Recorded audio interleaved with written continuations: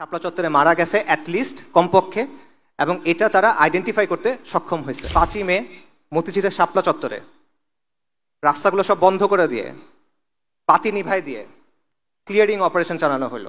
1,57,000 round bullet এবং tear shell সেদিন রাতে ব্যবহার করা হলো। হুকুমদাতা ছিল খুনি হাসিনা। হত্যাকাণ্ডে অংশ নিল কারা?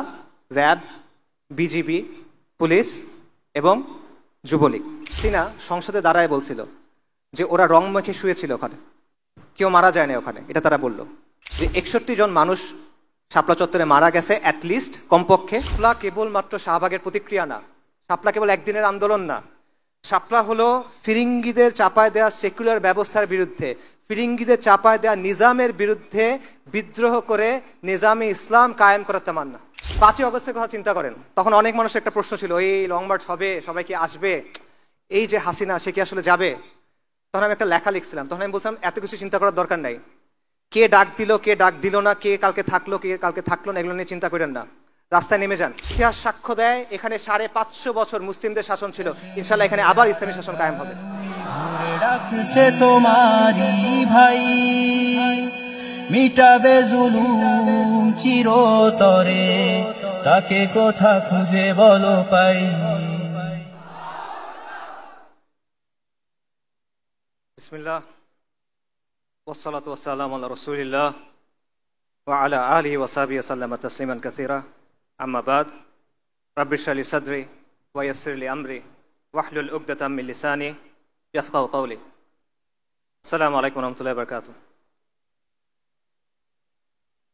আলহামদুলিল্লাহ, আমরা আজকে সবাই এই মজলিসে সহি সালামতে এসে উপস্থিত হতে পারছি, এজন্য আমরা মহান আল্লাহ শুকরিয়া আদায় করি।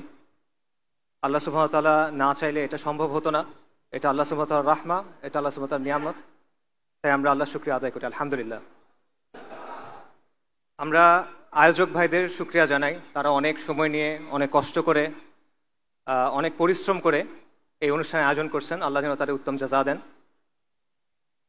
এবং আমি আপনাদেরকেও শুকরিয়া জানাই, আমার সামনে আপনারা যারা আছেন। আজকে একটা ছুটির দিন, বাংলাদেশের মানুষ ছুটির দিনে ঘুরতে পছন্দ করে, পরিবারের সাথে সময় কাটাতে পছন্দ করে। আপনারা সেটা না করে এখানে আসছেন, এটা ডেফিনেটলি দিনের জন্য ভালোবাসা থেকে, এই উম্মার জন্য, এই কওমের জন্য, এই দিনের জন্য ভালোবাসা থেকে। তো আল্লাহ আপনাদের নেক নিয়ত কবুল করেন, আপনাদের উত্তম জাযা দেন। একই সাথে আমি একটা বিষয় একটু যোগ করব, সেটা হলো আমাদের এই অনুষ্ঠানগুলোতে আসা বা এই আয়োজনগুলো যেন শুধুমাত্র একদিনের সাময়িক উত্তেজনা না হয়। ব্যাপারটা যেন এরকম না হয় আমরা এখানে আসলাম, কথা শুনলাম, খুব ভালো গেল, বাসায় ফেরত গেলাম, ভুলে গেলাম। ব্যাপারটা যেন এরকম না হয়, তাহলে কিন্তু আসলে খুব একটা লাভ নাই।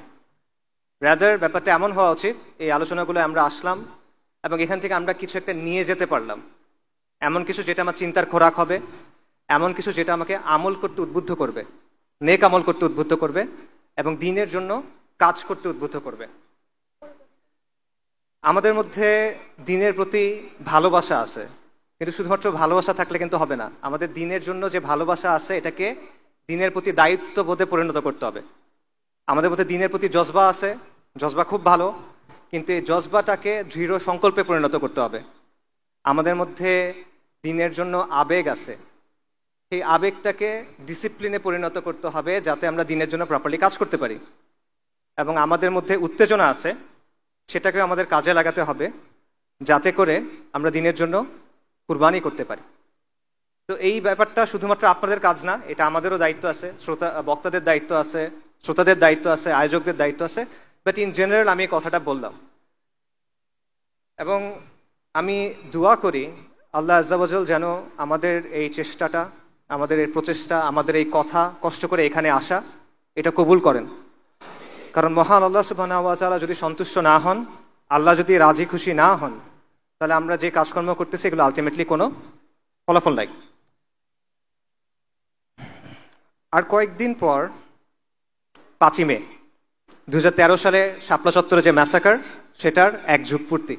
এটা ডেফিনেটলি একটা গুরুত্বপূর্ণ ঘটনা, এটা ডেফিনেটলি একটা ঐতিহাসিক ঘটনা। তো এটাকে কেন্দ্র করে আমি আলোচনা করার চেষ্টা করব।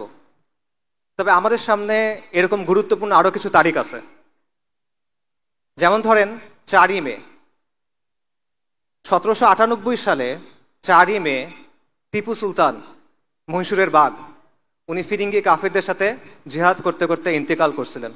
আল্লাহ তাকে শহীদ হিসেবে কবুল করেন। ফিরিঙ্গি কাফেরদের সাথে আমাদের যে দীর্ঘ সময়ব্যাপী সংগ্রাম হয়েছে সেটার একটা প্রতীক হলো টিপু সুলতান। আরেকটা গুরুত্বপূর্ণ তারিখ আছে 6ই মে 1831 সালে 6ই মেতে বালাকোটের ময়দানে ইমাম সৈয়দ আহমেদ শহীদ এবং শাহ ইসমাইল শহীদ এবং তাদের জামাতের অনেক মুমিন মুজাহিদ শাহাদাত বরণ করছিলেন। এটা আমাদের সবার অনুপ্রেরণার একটা মূল জায়গা বালাকোট। উপমহাদেশে যতগুলো দ্বীনি ধারা আছে সবগুলো কোনো না কোনোভাবে দেখবেন সৈয়দ আহমেদ শহীদের যে মকবুল জামাত সেটার সাথে তাদের একটা সম্পর্ক আছে।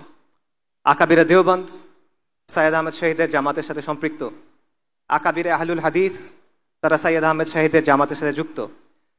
ইভেন তাসাউফপন্থী যারা আছেন তাদের মধ্যে যেটা বালাকোটি ধারা, তারা সৈয়দ আহমেদ শহীদের জামাতের সাথে নিজেদের একটা সম্পর্কের কথা বলেন। মাওলানা মওদুদী রাহিমাহুল্লাহ এবং এইরকম যে ধারাটা আছে তারাও কিন্তু সৈয়দ আহমেদ শহীদের যে জামাত এটাকে একটা তাজদিদি আন্দোলন হিসেবে গণ্য করেন এবং এটাকে একটা অনুপ্রেরণা হিসেবে নেন। এমনকি এই উপমহাদেশের যেটা মডার্নিস্ট ধারা, স্যার সৈয়দ আহমেদ খান, আলীগড়ি ধারা, মুসলিম লীগ ইভেন, তারা সবাই কিন্তু সৈয়দ আহমেদ শহীদের যে আন্দোলন সেটা থেকে অনুপ্রেরণা নিয়েছেন। তো এটাও একটা গুরুত্বপূর্ণ তারিখ 6ই মে। আরও একটা গুরুত্বপূর্ণ তারিখ সামনে আছে, এটা হলো 10ই মে। 10ই মে গুরুত্বপূর্ণ কেন? কারণ 1857 সালে এই 10ই মেতে পুরো ভারতবর্ষে হিন্দুস্তানে মহা অভ্যুত্থান হয়েছিল, যেটাকে ব্রিটিশরা সিপাহী বিপ্লব বলে বা সিপাহী বিদ্রোহ বলে। এটা আসলে সিপাহী বিদ্রোহ ছিল না, এটা ছিল ফিরিঙ্গি শাসনের বিরুদ্ধে হিন্দুস্তানের মানুষের, বিশেষ করে মুসলিমদের একটা সশস্ত্র অভ্যুত্থান। তো এটাও আমাদের আজাদির যে সংগ্রাম সেটার খুব গুরুত্বপূর্ণ একটা অধ্যায়। এবং এই সবগুলো তারিখ দেখেন কাছাকাছি পড়ে গেছে, 4ই মে, 5ই মে, 6ই মে, 10ই মে। এবং আমি মনে করি এটা শুধুমাত্র তারিখগুলো কাছে পড়া না, এই ব্যাপারগুলো আসলে একটা আরেকটার সাথে জড়িত। টিপু সুলতানের যে সংগ্রাম, সৈয়দ আহমেদ শহীদের যে সংগ্রাম, 1857 সালের সশস্ত্র অভ্যুত্থান, মহা অভ্যুত্থান এবং শাপলা চত্বরের যে ঘটনা, এই সবগুলো আমি মনে করি একই সুতোয় গাঁথা। শুধু এই ঘটনা না, এরকম আরও অনেক ঘটনা আছে যেগুলো একই সিলসিলার অংশ, এবং এটাই হলো আমাদের আজাদির আন্দোলনের ধারাবাহিকতা, এবং এটা নিয়ে আমার আজকের আলোচনা। তো আমি বলছিলাম যে শাপলা দিয়ে শুরু করব, তাই শাপলার ঘটনা নিয়ে অল্প একটু কথা বলি। আপনারা সবাই জানেন, তাও আমি অল্প কিছু বলি। 2013 সালে শাপলা চত্বরের ঘটনা ঘটে, মতিঝিলে শাপলা চত্বরের ম্যাসাকার ঘটে। বেসিক্যালি আওয়ামী লীগ যুদ্ধাপরাধের বিচারের নামে একটা প্রহসনের ট্রাইব্যুনাল চালু করে। সেখানে বাংলাদেশ জামাত ইসলামের কিছু নেতাকে প্রথমে যাবজ্জীবন কারাদণ্ড দেওয়া হয়। এটার প্রতিবাদে বাংলাদেশে সেকুলারদের সবচেয়ে উগ্র যে অংশটা, তারা শাহবাগে একটা জমায়েত শুরু করে এবং তারা ফাঁসির দাবি করে। এটাকে সমর্থন দেয় কে? আওয়ামী লীগ সরকার। আওয়ামী লীগের ট্রাইব্যুনাল, সেই ট্রাইব্যুনালের রায়, সেটার বিরুদ্ধে প্রতিবাদ হচ্ছে, সেটাকে পৃষ্ঠপোষকতা করতেছে আওয়ামী লীগ। এবং মিডিয়ার মাধ্যমে, সাংস্কৃতিক অঙ্গনের মাধ্যমে ব্যাপক হাইপ তোলা হয়, একটা উন্মাদনা তৈরি করা হয়, এবং পেছন থেকে এখানে সমর্থন দেয় কলকাঠি নাড়ে ভারত। এটা হলো শাহবাগের গণজাগরণ মঞ্চ। হেফাজতুল ইসলামের যে উত্থান, সেটা ঘটে অন্য একটা কারণে। সেটা কি? শাহবাগে তারা নানা ধরনের অশ্লীলতা করে, নানা ধরনের বেহায়াপনা চলে, বাঙালি সংস্কৃতির নামে নানা পৌত্তলিক কার্যক্রম চলে। কিন্তু মূল যে ট্রিগার ছিল সেটা হলো গণজাগরণ মঞ্চের যে অর্গানাইজাররা ছিল, যারা এর আয়োজক ছিল, এদের মধ্যে গুরুত্বপূর্ণ একটা অংশ ছিল ইসলাম বিদ্বেষী, ভয়ঙ্কর রকমের ইসলাম বিদ্বেষী। তারা বিভিন্ন ব্লগে আল্লাহ রসুল সাল্লাল্লাহু আলাইহি ওয়াসাল্লাম, সাহাবায়ে কেরাম রাদিয়াল্লাহু আনহুম আজমাইন এবং আমাদের আম্মা উম্মাহাতুল মুমিনিন রাদিয়াল্লাহু আনহুম আজমাইন, তাদের নিয়ে প্রচণ্ড অশ্লীল কটূক্তি করে। যখন এই গণজাগরণ মঞ্চের আয়োজকদের একজন নিহত হয়, তখন এই বিষয়গুলো সামনে চলে আসে এবং তখন হেফাজতে ইসলামের উত্থান ঘটে। হেফাজতে ইসলাম 13 দফা দাবি নিয়ে সামনে আসে, যার মধ্যে প্রধান দাবি ছিল এই ইসলাম অবমাননাকারীদের শাস্তি এবং ব্লাসফেমি আইন প্রণয়ন। একদিকে সরকারের পৃষ্ঠপোষকতায় গণজাগরণ মঞ্চের আন্দোলন চলতেছে, অন্যদিকে সারা বাংলাদেশের ধর্মপ্রাণ মুসলিমরা সকল ঘরানার তারা হেফাজতে ইসলামের আন্দোলনকে সমর্থন দিচ্ছে। হেফাজতে ইসলামের আন্দোলনের বিভিন্ন কর্মসূচি আসলো। এপ্রিলে লং মার্চ হলো 6 এপ্রিল। তারপর 5ই মে ঢাকা অবরোধ কর্মসূচি ঘোষণা করা হলো। লক্ষ লক্ষ মানুষ আল্লাহ রসুল সাল্লাল্লাহু আলাইহি ওয়াসাল্লামের ভালোবাসায় ঢাকায় আসলো, তসবিহ হাতে নিয়ে, ইমান বুকে নিয়ে, গামছার মধ্যে মুড়ি বেঁধে, জায়নামাজ নিয়ে, মাথায় টুপি দিয়ে তারা আসলো। কেন আসলো? শান্তিপূর্ণভাবে জমায়েত করতে। কারণ তারা আল্লাহ রসুল সাল্লাল্লাহু আলাইহি ওয়াসাল্লামের যে অবমাননা হয়েছে এটা মানতে পারে নাই, এই জন্য তারা আসলো। তাদের সাথে কি করা হইলো? 5ই মে মতিঝিলের শাপলা চত্বরে রাস্তাগুলো সব বন্ধ করে দিয়ে, পাতি নিভাই দিয়ে ক্লিয়ারিং অপারেশন চালানো হলো। 1,57,000 রাউন্ড বুলেট এবং টিয়ার শেল সেদিন রাতে ব্যবহার করা হলো এবং সেখানে একটা ম্যাসাকার হলো। এই ম্যাসাকারের হুকুমদাতা ছিল খুনি হাসিনা এবং এটার মূল পরিকল্পনাকারী ছিল, এই নামগুলো আপনারা এখন সবাই চেনেন, জিয়াউল আহসান, আয়নাঘরের কারিগর যাকে বলা হয়, তারেক সিদ্দিকী, শেখ হাসিনার সামরিক সচিব, এরা। এবং এই হত্যাকাণ্ডে অংশ নিল কারা? র্যাব, বিজিবি, পুলিশ এবং যুবলীগ। সরকার দাবি করলো কেউ মারা যায় নাই। ওই সময় কিছু ছবি ভাইরাল হয়েছিল, আপনারা অনেকে দেখছেন। শাপলা চত্বরে পড়ে আছে শরীরে রক্ত, মানুষ মারা যাওয়ার সময় শরীর কাঁপে, ওরকম কাঁপার কিছু ভিডিও ছিল। এগুলোর ব্যাপারে এগুলো ভাইরাল হয়েছিল। তখন হাসিনা সংসদে দাঁড়ায় বলছিল যে ওরা রং মেখে শুয়েছিল ওখানে, কেউ মারা যায় না ওখানে, এটা তারা বলল। কিন্তু বাংলাদেশের একটা মানবাধিকার সংস্থা অধিকার, তারা একটা ফ্যাক্ট ফাইন্ডিং রিপোর্ট করলো এবং তারা রিপোর্টের পর বলল যে 61 জন মানুষ শাপলা চত্বরে মারা গেছে অ্যাটলিস্ট, কমপক্ষে, এবং এটা তারা আইডেন্টিফাই করতে সক্ষম হয়েছে। এই রিপোর্টটা করার কারণে অধিকারের তৎকালীন যিনি প্রধান ছিল তাকে হাসিনা সরকার জেলে দেয়। তিনি এখন বাংলাদেশের একজন উপদেষ্টা, আদিলুর রহমান সাহেব। কিন্তু ওই দিন আসলে কতজন মারা গেছিল এটা এখনো পর্যন্ত নিশ্চিতভাবে বলা যায় না। সম্প্রতি একটা তথ্য পাওয়া গেছে, সেটা হলো 13 সালের মে মাসে আঞ্জুমান মফিদুল ইসলাম, এটা নাম শুনছেন আপনারা, বেওয়ারিশ লাশ দাফন করে। 13 সালের মে মাসে তারা 260 থেকে 270টা অতিরিক্ত বেওয়ারিশ লাশ দাফন করছে। অর্থাৎ 13 সালের মে মাসের আগে এবং পরে অ্যাভারেজে প্রতি মাসে তারা 90 থেকে 110টা বেওয়ারিশ লাশ দাফন করত। কিন্তু ওই মাসে তারা লাশ দাফন করছে 367টা, অর্থাৎ প্রায় 260 থেকে 270টা বেশি ওই মাসে। তাহলে অধিকারের ওখানে আমরা পাচ্ছি 61, এখানে পাচ্ছি 60 বা 260 বা 270, তার মানে 300-র বেশি, অ্যাটলিস্ট 300-র বেশি মুমিন মুসলমান সেদিন সেখানে জীবন দিয়েছেন, আর তারা শহীদ কবুল করেন। এটার প্রতিক্রিয়া কি হয়েছিল? সুরঞ্জিত সেবগুপ্ত, আওয়ামী লীগের মন্ত্রী, সংসদে দাঁড়ায় বলছিল হেফাজত সুবহানাল্লাহ বলতে বলতে পালায় গেছে। বাংলাদেশের পত্রিকাগুলোতে খবর আসছিল ঢাকায় হেফাজতের তাণ্ডব। পত্রিকাগুলো নিউজ করছিল যে হেফাজত নাকি বায়তুল মুকাররমের বইয়ের মার্কেটে ঢুকে কোরআনের মুসহাফে আগুন দিছে।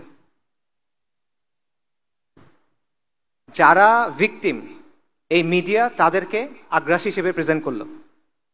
যারা আল্লাহ রসুল সাল্লাল্লাহু আলাইহি ওয়াসাল্লামের সম্মানের জন্য আসছিল তাদেরকে অপবাদ দিল তারা নাকি কোরআনে আগুন দিছে, নাউজুবিল্লাহ। এবং এত মানুষের নিয়ে কোনো কথা হইল না, তারা হা হুতাশ করলো কি, ঢাকার রাস্তার ডিভাইডারের উপর যে গাছগুলো লাগানো হয় সেই গাছ কাটা হয়েছিল, তারা এটা নিয়ে হা হুতাশ করলো। 300 জনের বেশি মানুষ মারা গেল, এটা নিয়ে কথা নাই। ঢাকার রাস্তায় গাছ কাটা হয়েছে, এটা নিয়ে তাদের আফসোস। এটা হলো আমাদের দেশের সুশীল সমাজ, এটা হলো আমাদের দেশের মিডিয়া, এটা হলো আমাদের দেশের সাংস্কৃতিক অঙ্গনের বাস্তবতা। এই শহীদদের মধ্যে একজন ছিল বুয়েটের ছাত্র রেহান আহসান। একটা বুয়েটের ছাত্র রাষ্ট্রীয় বাহিনীর গুলিতে মারা গেছে, এটা যদি অন্য কোনো প্রেক্ষাপটে ঘটতো পুরো বাংলাদেশ কেঁপে উঠতো, পুরো বাংলাদেশে আন্দোলন হতো, সবার মুখে মুখে কথাটা থাকতো। রেহান আহসানকে নিয়ে কোনো কথা হয় নাই। কেন হয় নাই? কারণ সে ইসলামের জন্য গেছিল এখানে, কারণ সে মুসলিম পরিচয় নিয়ে গেছিল, কারণ সে হুজুরদের সাথে গেছিল, কারণ সে আল্লাহ রসুল সাল্লাল্লাহু আলাইহি ওয়াসাল্লামের শান এবং মানের জন্য, মর্যাদার জন্য সেদিন সেখানে গেছিল এবং প্রাণ দিতে হয়েছিল। হেফাজতের শাপলা চত্বরের এই ঘটনার সিগনিফিকেন্স কি? এটা সিগনিফিকেন্স হলো ১/১১ পর তো হাসিনা মোট ৩ টার্ম ছিল, রাইট? ৩ মেয়াদ সে ছিল। প্রথম মেয়াদের 2টা ঘটনা খুব সিগনিফিকেন্ট। একটা হলো পিলখানার ঘটনা, একটা হলো শাপলা চত্বরের ঘটনা। শাপলা চত্বরের ঘটনার পর হাসিনা এবং আওয়ামী লীগ অনেক বেশি বেপরোয়া হয়ে ওঠে। তাদের মধ্যে একটা আত্মবিশ্বাস জন্মায় না যায় যে কোনো আন্দোলনকে আমরা এভাবে দমন করে ফেলতে পারবো, এবং বিরোধীদের মধ্যেও একটা ভয় ঢুকে যায় যে হেফাজতের মতো যদি আমাদের সাথেও করে। এবং এর ফলে যেটা হলো, আওয়ামী, যেটাকে সবাই আওয়ামী ফ্যাসিবাদ বলে, আমি আওয়ামী জাহেলিয়াত বলি, আওয়ামী জাহেলিয়াত এই শাপলা চত্বরের ঘটনার পর একটা অ্যাডভান্স স্টেজে প্রবেশ করলো। এবং এই সময় যে বাংলাদেশের সমাজ এটা নিয়ে কথা বলে নাই, বাংলাদেশের, বিশেষ করে বাংলাদেশের আরবান মিডল ক্লাস, মানে শহুরে মধ্যবিত্ত শ্রেণী, তারা যে এটা নিয়ে কথা বলে নাই, এটার মাসুল পুরা বাংলাদেশকে দিতে হয়েছে আরো 11 বছর পর্যন্ত, 2024 সাল পর্যন্ত। আজকে 12 বছর পার হয়ে গেছে, এখনো রেহান আহসানদের হত্যার বিচার হয় নাই, এখনো শাপলা চত্বরের গণহত্যার বিচার হয় নাই, অবমাননাও এখন বন্ধ হয় নাই। এখনো রাখাল রাহার মতো অনেক মানুষ আল্লাহ এবং তার রসুল সাল্লাল্লাহু আলাইহি ওয়াসাল্লামকে নিয়ে অবমাননার কথা বলে। এখনো এটা বাংলাদেশে চলতেছে। শাপলাকে কিভাবে দেখা উচিত, শাপলা চত্বরের ঘটনাটাকে কিভাবে দেখা উচিত? এটা দুইভাবে দেখা যায়। এটা একটা দেখার উপায় হলো যে একদিকে শাহবাগে উগ্র সেকুলারদের উত্থান ঘটছিল, এবং এটার প্রতিক্রিয়া হিসেবে বাংলাদেশের রক্ষণশীল যে সমাজ, বাংলাদেশের ধর্মপ্রাণ যে অংশটা, এটার প্রতিক্রিয়া হিসেবে তাদের প্রতিক্রিয়া ছিল হেফাজত ইসলামের আন্দোলন। এটা হলো একটা দৃষ্টিভঙ্গি, এবং এই আন্দোলনটাকে হাসিনা মোকাবেলা করার জন্য প্রচণ্ড রাষ্ট্রীয় শক্তি ব্যবহার করছিল, যে কারণে এই ম্যাসাকার ঘটছে। এটা হলো একটা দৃষ্টিভঙ্গি। কিন্তু আমি ব্যাপারটা এভাবে দেখি না। আমার কাছে শাপলা একটা সংগঠনের একটা কর্মসূচি না, আমার কাছে শাপলা একটা দিনের একটাও ঘটনার নাম। আমার কাছে শাপলা হলো একটা চেতনার নাম, একটা আদর্শের নাম, এবং একটা স্বপ্নের নাম। শাপলা হলো অনেক লম্বা একটা সংগ্রামের একটা ধারাবাহিকতা, যেটা এখনো শেষ হয় না, যেটা আরো চলবে। শাপলা হলো কুফরি নিজামের বিরুদ্ধে, কুফরি শক্তির বিরুদ্ধে এই কওমের এবং এই জমিনের যে মুসলিমরা আছে, তাদের যেই ক্রমাগত সংগ্রাম, তাদের যে ক্রমাগত আন্দোলন, সেটার একটা ধারাবাহিকতা, যেটা বহু শতাব্দী ধরে চলমান। এবং এটারই একটা অধ্যায় হলো শাপলা চত্বর। এটা আমার মত। এবং এই সংগ্রামটাকেই আমি বলতেছি আমাদের আজাদির সংগ্রাম, এবং এটা নিয়ে আজকে আলোচনা। আজাদির আন্দোলন বা আজাদির সংগ্রাম, এটা দুটো অর্থ হয়। একটা অর্থ হলো প্রচলিত অর্থ, যে স্বাধীনতার আন্দোলন, যে আমাদের 200 বছর ইংরেজদের শাসন ছিল, এরপর আমরা উপমহাদেশের মুসলিমরা বা হিন্দুস্তানের মুসলিমরা তার একটা নিজস্ব রাষ্ট্র পাইছে পাকিস্তান, এটা একটা আজাদি ছিল। 71 সালে বাংলাদেশ হয়েছে, এটা একটা আজাদি ছিল। তারপর হাসিনার আওয়ামী জাহিলিয়াতের পরে 24 সালে হাসিনার পতন হয়েছে, এটাও একটা আজাদি। এটা একটা ব্যাখ্যা আছে, আমি এটা মনে করি না। আমার মতে আমি আজাদি শব্দটা অন্য একটা অর্থে ব্যবহার করতেছি। সেটা হলো, আজাদির আন্দোলন হলো ওই আন্দোলন যেটা এই জমিনের মুসলিমরা শুরু থেকে করে আসতেছে, এবং এই আন্দোলন এখনো শেষ হয় নাই। এই জমিনে মুসলিমদের হিস্ট্রি যদি আপনি দেখেন, তাহলে দেখবেন ক্রমাগত এখানে দুয়াত আসছেন, ক্রমাগত এখানে অলি আউলিয়ারা আসছেন, ক্রমাগত এখানে মাশায়েখরা আসছেন, এবং তারা এখানে মজলুম মানুষের পক্ষে দাঁড়াইছেন। তারা এখানে কুফরি এবং শিরকি শক্তির বিরুদ্ধে প্রতিরোধ গড়ে তুলছেন, দাওয়ার কাজ করছেন, ইসলার কাজ করছেন, জিহাদের কাজ করছেন, এবং এই কন্টিনিউয়াস একটা ধারা আপনি দেখবেন চলমান। আমি মনে করি এইটা হলো আমাদের আজাদির আন্দোলন, কারণ আজাদির অর্থ হলো মুক্তি, রাইট? তো মানুষের মুক্তি কখন আসে? মানুষের মুক্তি কোন সময় আসে? মানুষের মুক্তি আসে যখন সে কুফর এবং শিরকের অন্ধকার থেকে বের হয়ে তাওহীদ এবং ঈমানের আলোতে আসে। এটার বাইরে তো আর কোনো মুক্তি নাই। এটার বাইরে দুনিয়াবি সেন্সে অনেক মুক্তি আছে, কিন্তু আলটিমেট যে সেন্স, চিরন্তন যে অর্থ, সেই অর্থে মুক্তি তো এটাই।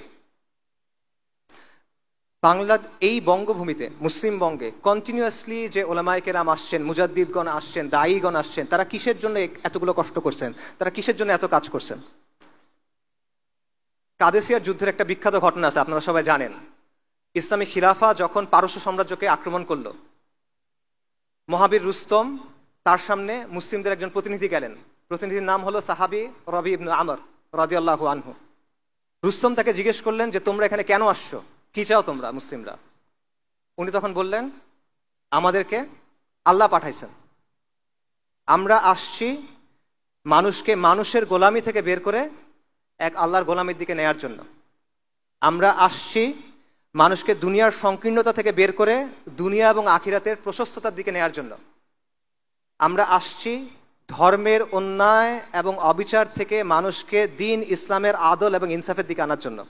আল্লাহ আমাদেরকে পাঠাইছে তার দিন সহ যেন সমগ্র মখলুকের কাছে আমরা এই দিনের দাওয়াত নিয়ে যাই। এই জন্যই সাহাবায়ে কেরাম পুরো বিশ্বে দাওয়াত নিয়ে ছড়ায় পড়ছিলেন। এই জন্যই বারবার এই ভূমিতে মুজাদ্দিদগণ আসছেন, দায়ীগণ আসছেন, মাশায়েখগণ আসছেন। এই জন্যই তো তারা কাজ করে গেছেন। তো এটাই হলো ওই ধারা, এটাই হলো ওই সিলসিলা যেটার কথা আমরা বলতেছি। আমরা জাতি রাষ্ট্রকেন্দ্রিক যেই স্বাধীনতা সেটার কথা আমি বলতেছি না, আমি বলতেছি জাহেলিয়াতের অন্ধকার থেকে দিন ইসলামে আসার যে স্বাধীনতা সেটার কথা। এবং এই আজাদির আন্দোলন চলমান, এটা এখনো শেষ হয় নাই। জাতি রাষ্ট্রকেন্দ্রিক আজাদির আন্দোলন শেষ হয়ে গেছে, এটা আপনি বলতে পারেন, কিন্তু দিন ইসলামের জন্য যে আন্দোলন, সেই আন্দোলন এখনো শেষ হয় নাই। এই আন্দোলন কখন শেষ হবে? যখন আমরা মানুষের বাদ মতবাদ ফেলে দিয়ে এক আল্লাহর কালামের দিকে যাব, যখন আমরা তন্ত্রমন্ত্র ফেলে দিয়ে কোরআনের শাসনের দিকে যাব, যখন আল্লাহর জমিনে গায়রুল্লাহ শাসন বাদ দিয়ে আমরা এক আল্লাহর যে বিধান সেটা যখন কায়েম হবে, তখন এই আন্দোলন শেষ হবে। তার আগ পর্যন্ত এই আন্দোলন চলমান থাকবে। তো সেই আন্দোলনের কথা আমি বলতেছি। তো এখানে একটা কথা বলে রাখি, আজকে আমি কি আলোচনা করবো এটা নিয়ে যখন কথা হচ্ছিল, তখন অর্গানাইজার ভাইরা আমাকে বলতেছিলেন যে আলোচনায় আদব এবং আখলাক নিয়ে কিছু নাসিহা করার জন্য। এটা আসলে আমার কাছে একটু খারাপ লাগছে। আদব আখলাক নিয়ে আলোচনা করাটা খারাপ লাগার কিছু না, এটা তো দিন ইসলামের অংশ। অবশ্যই এটা নিয়ে অনেক আলোচনা হবে। নবী সাল্লাল্লাহু আলাইহি ওয়াসাল্লামের হাদিস আছে, মুয়াত্তা মালিকে আসছে, যেটার বক্তব্যটা হলো এরকম যে নবী সাল্লাল্লাহু আলাইহি ওয়াসাল্লামকে পাঠানো হয়েছে সুন্দর চরিত্রকে পরিপূর্ণতা দেওয়ার জন্য। তা আদব এবং আখলাক, সুন্দর আদব এবং আখলাক, এটা তো দিন ইসলামের অংশ, অপরিহার্য অংশ। এটা সবসময় আমাদের আলোচনার মধ্যে থাকবে, এটা নিয়ে কোনো সমস্যা নাই। এটার জন্য আমার খারাপ লাগে নাই। আমার খারাপ লাগছে কারণ ভাইরা এই কথাটা বলতেছেন, কারণ ভাইরা মনে করতেছেন যে ভাইরা এখানে আসবেন তাদের জন্য এই নসিহতটা একটু বিশেষভাবে গুরুত্বপূর্ণ, এবং এটা বাস্তব। কারণ আমরা দ্বীনের কথা বলি, আমরা দ্বীনের বিজয়ের কথা বলি, আমরা দ্বীনের জন্য কাজের কথা বলি, কিন্তু আমাদের আচার আচরণের ক্ষেত্রে, আমাদের কথার ক্ষেত্রে, আমাদের আখলাকের ক্ষেত্রে নবী সাল্লাল্লাহু আলাইহি ওয়াসাল্লামের সুন্নাহর উপস্থিতি অনেক সময় থাকে না। আমরা কথা বলার সময় অনেক সময় উগ্র হয়ে যাই, আমরা অনেক সময় মানুষের উপর এমন একটা ইলজাম দেই, একটা অভিযোগ দেই যেটা আসলে জাস্টিফাইড না। এগুলো কোনোটাই তো নবী সাল্লাল্লাহু আলাইহি ওয়াসাল্লামের সুন্নাহর সাথে মেলে না, এগুলো তো কোনোটাই একজন মুসলিমের সিফাত হওয়া উচিত না, কিন্তু বারবার আমাদের থেকে এটা হয়।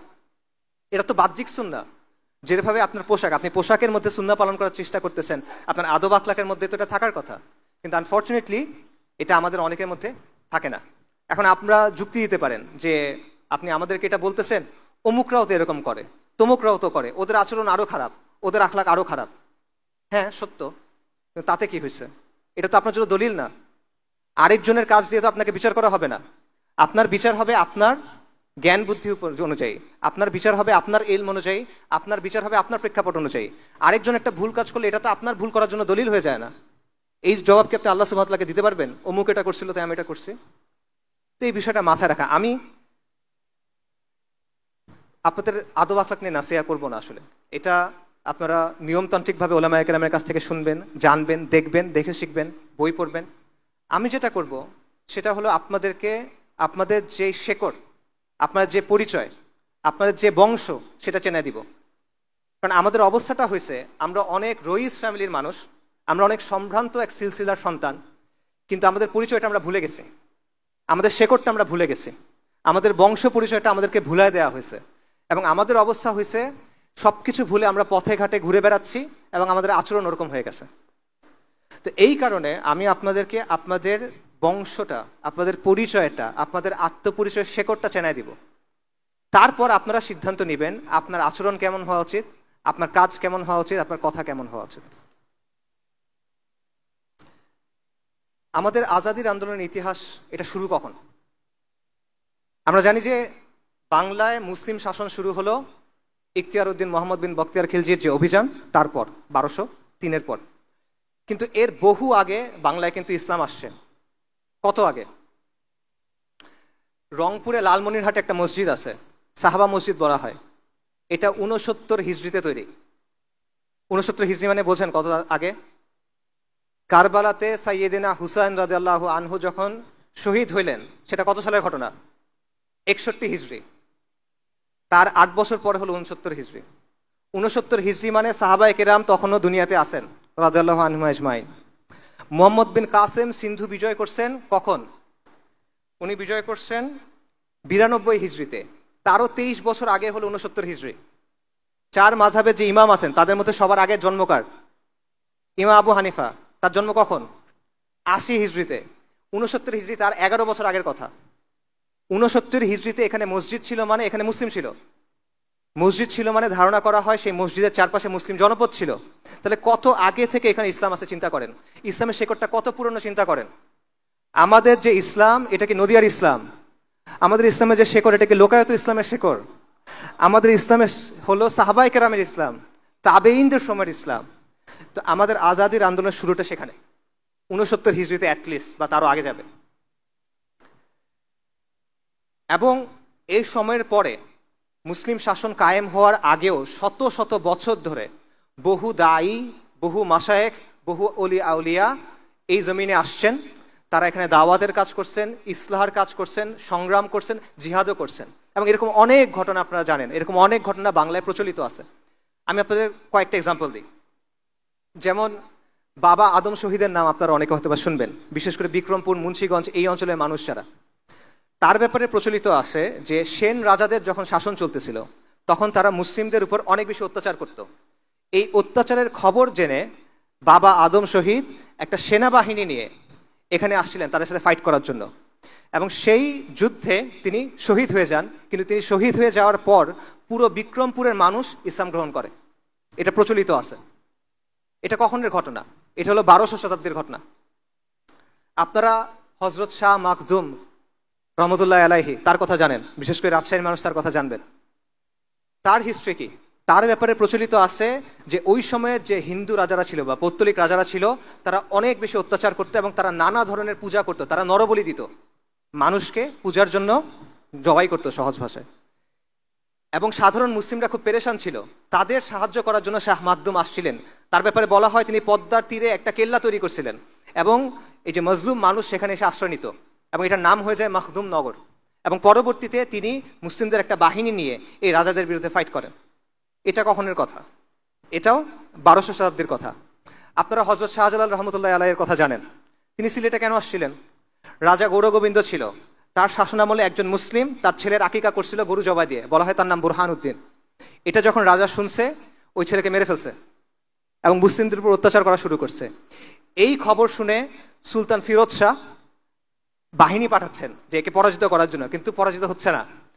তখন হজরত শাহজালাল, হজরত শাহপরান এবং তার সাথে আরো 300 জনের বেশি তারা আসছেন এবং আল্লাহর ইচ্ছায় পরাজিত করছেন। কাজেই আপনি দেখেন যে এরকম আরো অনেক দায়ীগণ বাংলায় আসছেন, দাওয়াতি কাজ করছেন, তারা সাধারণ মানুষের পাশে দাঁড়াইছেন, তারা নানাভাবে নানা বাধার মোকাবেলা করছেন। এবং বাংলায় মুসলিম শাসন প্রতিষ্ঠার অনেক আগেই এখানে ইসলামের জন্য লড়াই শুরু হয়ে গেছিল, যার প্রমাণ আমি আপনাদের কয়েকটা ঘটনা মাত্র বললাম। যুগে যুগে আউলিয়াগণ, দায়ীগণ, মুজাহিদগণ, মুজাদ্দিদগণ এই লড়াইটা চালায় গেছেন। এটা আমাদের আজাদির আন্দোলনের ধারাবাহিকতা। এবং এই যে তাদের মেহনত, এই যে তাদের কুরবানি, এটার ফলে কি হলো? 1203 সালে ইখতিয়ার উদ্দিন মোহাম্মদ বিন বখতিয়ার খিলজি রাহিমাহুল্লাহ তিনি বাংলা দখল করলেন। তার দখল করাটা এটা হঠাৎ ঘটে যাওয়ার ঘটনা না ভাই। এটা হলো এই যে দীর্ঘ মেহনত, এই যে দীর্ঘ কষ্ট, এই যে দীর্ঘ কুরবানি, এটার ফলে এই অঞ্চলটা উর্বর হয়েছিল ইসলামের জন্য। এবং এটা যখন উর্বর হয়েছে তখন বাইরে থেকে যখন সাহায্য আসছে, আলহামদুলিল্লাহ এখানে মুসলিমরা কর্তৃত্ব অর্জন করছে। এবং এর 100 বছরের মধ্যে সমগ্র বাংলা মুসলিম শাসনের অধীনে চলে আসছে। এবং বাংলায় 550 বছর মুসলিমদের শাসন ছিল। সুলতানি আমল ছিল, তারপর শেরশাহর কিছু শাসন ছিল, 12 ভূঁইয়ার শাসন ছিল, মুঘল আমলে সুবা বাংলা ছিল, তারপর বাংলার নবাবদের শাসন ছিল। এবং এই সময়টা ছিল এই ভূখণ্ডের সবচেয়ে সমৃদ্ধ সময়। এই সময়টা ছিল যখন বাংলা ছিল পুরো পৃথিবীর একটা কসমোপলিটন হাব। এখন যেমন মানুষ ইউরোপে যায়, এখন যেমন মানুষ ব্যবসার জন্য আমেরিকাতে যায়, তখন মানুষ এখানে আসতো। ইবনে বতুতার বিখ্যাত লেখা আছে রেহলা, সেখানে উনি এই বাংলার ব্যাপারে আলোচনা করছেন। উনি বলতেছেন যে এটার মতো জায়গায় আমি আর দেখি নাই। এখানে যে যত ডাইভার্স, এত বিভিন্ন পণ্য পাওয়া যায় এটা আমি আর কোথাও দেখি নাই, এত কমে কোথাও পাওয়া যায় এটা আমি দেখি নাই। একজন ফ্রেঞ্চ পর্যটক আছে, সে বলছে বাংলা হলো প্রাচুর্যের জায়গা, প্রাচুর্যের জমি। এখান থেকে যে পরিমাণ জিনিস রপ্তানি হয় আর কোনো জায়গা থেকে আমি দেখিনি এত জায়গা জিনিস রপ্তানি হতে। এটা ছিল এই বাংলা। ব্রিটিশরা যখন ভারতবর্ষে ঢুকলো, আক্রমণ করলো, মোগল আমলে পুরো বিশ্বের জিডিপির 25% ছিল হিন্দুস্তানের, এবং হিন্দুস্তানের সবচেয়ে সমৃদ্ধ জায়গা ছিল বাংলা। এটা ছিল মুসলিম শাসনের অবস্থা। কিন্তু এরপর কি হলো? এরপর হলো আমাদের লাঞ্ছনার অধ্যায়, যেটা শুরু হলো, যেটা এখনো চলতেছে। 1757 সালে আপনারা জানেন পলাশির যে যুদ্ধ হলো, সেই যুদ্ধে নবাব সিরাজউদ্দৌলা পরাজিত হলো। পরাজয়ের পিছনে অনেক কারণ ছিল। মীর জাফর, জগৎ শেঠ, তাদের গাদ্দারির একটা ভূমিকা ছিল। পাশাপাশি এই শাসক শ্রেণীর নিজেদের ভেতরকার অবক্ষয়, এটারও একটা ভূমিকা ছিল। এবং এর মাধ্যমে আমাদের উপরে ফিরিঙ্গি কাফেরদের যে শাসন, এটা চেপে বসলো এবং আমাদের লাঞ্ছনার একটা অধ্যায় শুরু হলো, যেটা আজ 300 বছর হইতে চলতেছে, প্রায় 250 বছর হয়ে গেছে। এটা এখনো চলমান এবং এই শাসনটা আমাদেরকে ভেঙে চুরে দিল। হিন্দুস্তানে মুসলিমদেরকে আর কেউ পরাজিত করতে পারে নাই। এটা ইতিহাস ঘুরে দেখবেন, একবার মুসলিমরা এখানে কর্তৃত্ব অর্জন করার পর পৌত্তলিক শক্তি আমাদেরকে পরাজিত করতে পারে নাই। মাঝে মধ্যে কিছু কাজকর্ম করছে, বাট তাদেরকে মোকাবেলা করা গেছে। কিন্তু আমাদের পরাজিত করছে ফিরিঙ্গি কাফেররা, এবং তারা আমাদের পুরো সমাজ, আমাদের রাজনীতি, আমাদের অর্থনীতি, আমাদের শিক্ষা ব্যবস্থা সব ধ্বংস করে দিছে। কিভাবে ধ্বংস করছে? আমি যে ছোট ছোট কিছু এক্সাম্পল দেই। আমাদের গ্রামগুলো স্বনির্ভর ছিল, আমাদের গ্রামের সমাজগুলো স্বনির্ভর ছিল, তারা এটা পুরোপুরি ভেঙে দিল। তারা কি করলো? ইচ্ছা মতো ট্যাক্স ছাপাই দিল। এবং আগে গ্রামগুলো এক হয়ে ট্যাক্স দিত, মানে পুরো গ্রাম একসাথে ট্যাক্স আদায় করত। এখন তারা ঘরে ঘরে আলাদা করে ট্যাক্স নেওয়া শুরু করলো। এবং আগে পণ্য দিয়ে ট্যাক্স আদায় করা যেত, কৃষক তার ধান দিয়ে ট্যাক্স আদায় করবে। এখন হলো যে না, মুদ্রা দিয়ে ট্যাক্স আদায় করতে হবে। এইভাবে গ্রামের যে স্বনির্ভর অর্থনীতি ছিল সেটা ভেঙে গেল। তারা আমাদের কাছ থেকে ট্যাক্স নিত, সেই ট্যাক্সের টাকা দিয়ে আমাদের বানানো জিনিস কিনতো কম দামে। যেমন মসলিন, আপনারা জানেন ঢাকাইয়া মসলিনের বিখ্যাত জিনিস পুরো পৃথিবীতে খ্যাতি ছিল। নামমাত্র মূল্যে তারা এটা কিনে নিত, তারপর তারা এটা ব্রিটেনে পাঠাইতো, সেখানে তারা মুনাফা করত। টাকা আমাদের, শ্রম আমাদের, পণ্য আমাদের, মুনাফা ওদের। এটা হলো কোম্পানির শাসনের বাস্তবতা, ইস্ট ইন্ডিয়া কোম্পানির শাসনের বাস্তবতা। এবং এটাকে অনেক ঐতিহাসিক বলছে এটা হলো ডাকাতির শাসন। যেমন মার্কস বলছে এটা হলো নেকেড প্লান্ডার, মানে নগ্ন লুটপাট।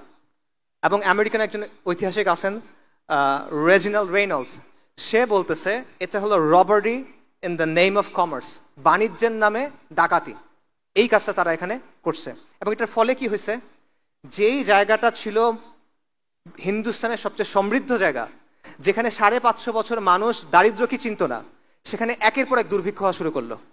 যার মধ্যে বিখ্যাত একটা দুর্ভিক্ষ হলো 76-এর মনন্তর, ইংরেজি 1770 সালে এটা ঘটে। 76-এর মনন্তর, বাংলা হিসেবে বাংলা মাসে 1176। এবং এটা পুরোপুরি মানব সৃষ্ট একটা দুর্ভিক্ষ ছিল। কোম্পানি ফসল হওয়া মাত্র জোর করে নিয়ে গেছে, রপ্তানি করে দিচ্ছে, তারপর চড়া মূল্য দিয়ে দিচ্ছে। সাধারণ মানুষ কিনতে পারতেছে না। কেন পারতেছে না? ওই যে লুটপাট করছে আগে, কিনতে পারতেছে না। এর ফলে কি হলো? মানুষ মারা গেল। কত মানুষ মারা গেল? জনসংখ্যার 1/3, 1.5 কোটি মানুষ মারা গেল। ওই সময়কার ইংরেজদের গভর্নর জেনারেল ওয়ারেন হেস্টিংস বলতেছে প্রতি 16 জনে 6 জন মানুষ মারা গেছে। জনসংখ্যার 1/3 মানুষ মারা গেছে। ইংরেজদের যারা হিস্টোরিয়ান তারা বলতেছে বাবা মা খাবার জন্য সন্তান সন্ততিদের বিক্রি করে দিছে, তাও খেতে পারতেছে না। এবং তারা বলতেছে মানুষ মৃতদেহের শরীর থেকে মাংস নিয়ে খাইছে। এটা হলো কোম্পানির শাসনের বাস্তবতা। এটা, এবং এই সময়ে তারা মজমাস্তি করতেছে। ওয়ারেন হেস্টিংস লিখছে এখানে অনেক দুর্ভিক্ষ হচ্ছে, জনসংখ্যার 1/3 মারা গেছে, 1.5 কোটি মানুষ মারা গেছে, মানুষ লিটারেলি মানুষের মাংস খাচ্ছে, কিন্তু আমরা যথেষ্ট রাজস্ব তুলতে পারছি। 3 বছর আগে যে রাজস্ব তুলছি, এবছর এর চেয়ে ভালো রাজস্ব তুলছি, এটা তারা বলতেছে। আমাদের শিক্ষা ব্যবস্থা তারা ধ্বংস করে দিছে। উইলিয়াম অ্যাডামস নামে এক ইংরেজ ঐতিহাসিক আছে, সে বলছে ইংরেজরা এখানে আসার আগে বাংলাদেশে হিন্দুস্তানে না, বাংলাদেশে 80,000 শিক্ষা প্রতিষ্ঠান ছিল। প্রতি 400 জনের জন্য একটা মাদ্রাসা ছিল, এবং এগুলো সব চলতো ওয়াকফের মাধ্যমে, সরকারের না, ওয়াকফের মাধ্যমে চলতো। কমিউনিটি এগুলোকে চালাতো। ইংরেজরা কি করলো? তারা সমস্ত ওয়াকফ বাজেয়াপ্ত করলো, নিষ্কর ভূমি বাজেয়াপ্ত করলো। তার ফলে আমাদের পুরো যে সামাজিক কাঠামোটা ছিল, আমাদের শিক্ষা প্রতিষ্ঠানগুলো ছিল, এই সব কিছু ভেঙে গেল। মুসলিম যেই মধ্যবিত্ত শ্রেণী এটা নাই হয়ে গেল, রাতারাতি এটা নাই হয়ে গেল, এবং আপনি শিক্ষা অর্জন করতে পারতেছেন না। তারপর তারা কি করলো, তারা রাষ্ট্রীয় কাজে ফার্সি ভাষা ব্যবহার হয়ে আসছে শত শত বছর ধরে, তারা হুট করে সেটা চেঞ্জ করে ইংরেজি করে দিল। মুসলিম তো ইংরেজি পারে না, সে ফার্সি পারে, তো কাজে সে যেতে পারতেছে না, সিস্টেম্যাটিক্যালি এক্সক্লুডেড। এবং তারা নতুন একটা জমিদার শ্রেণী তৈরি করলো, চিরস্থায়ী বন্দোবস্ত সূর্যাস্ত আইন, এটা আপনারা অনেকে নিশ্চয়ই পড়ছেন। এটার মাধ্যমে মুসলিম যেই অভিজাত শ্রেণী ছিল এটাকে মুছে দেয়া হলো, এবং সেটার জায়গায় নতুন একটা জমিদার শ্রেণী তৈরি করা হলো। এই নতুন জমিদার শ্রেণী কারা? এরা হলো যাদের নাম হলো দেব, যাদের নাম হলো মিত্র, যাদের নাম হলো বসাক, যাদের নাম হলো শীল। এরা হলো সেই নতুন জমিদার শ্রেণী। কালকে পর্যন্ত যারা মুসলিমদের অধীনে ছোট ছোট চাকরি করত, এরা এখন মুসলিমদের উপর জমিদার হয়ে গেল, এবং এরা কোম্পানি জুনিয়র পার্টনার হিসেবে, ইংরেজদের জুনিয়র পার্টনার হিসেবে আমাদের উপরে শোষণ চালাতে লাগলো। তো এই হলো একটা ছোট্ট সামারি যে ফিরিঙ্গি কাফেরদের শাসনের ফলে আমাদের এখানে কি অবস্থা হয়েছে। 1757 সালে রাজনৈতিক পরাজয়, সামরিক পরাজয়, তারপর চিরস্থায়ী বন্দোবস্ত 1793-এ সূর্যাস্ত আইন, এটার মাধ্যমে মুসলিম অভিজাত শ্রেণী ধ্বংস হয়ে গেল, শিক্ষা ব্যবস্থা ধ্বংস হয়ে গেল, ওয়াকফ নিষ্কর ভূমি সব তারা নষ্ট করে দিল, আমাদের পুরো সংস্কার ধ্বংস হয়ে গেল।